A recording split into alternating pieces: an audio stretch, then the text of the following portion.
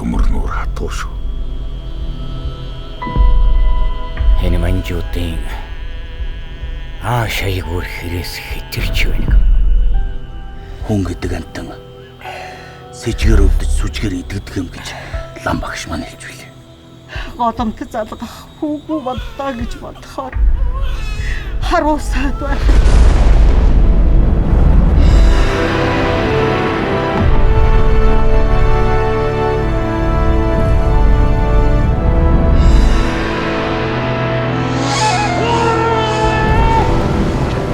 Агууш манчин гүрний төр та нарын тав гизгний үзүүрээс атгаж байдгийг үргэлж санаж яв.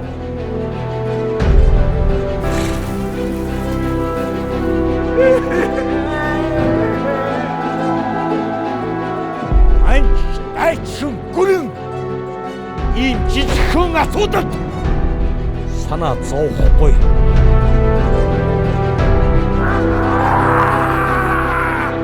Чи одоо л магталсан сум шиг нэгдэж тэмцэж чадахгүй бол хожим хаан цусаараа уйлаадч оройтсон байх вэ?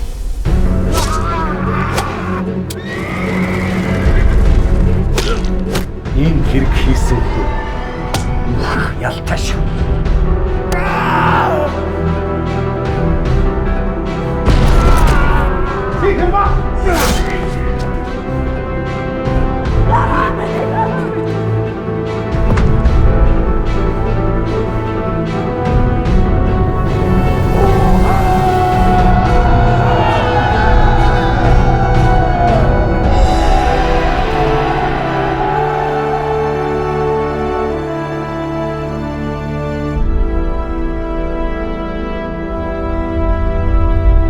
Манжамбатны хэдий ямаг шовтраа алт авчлаа.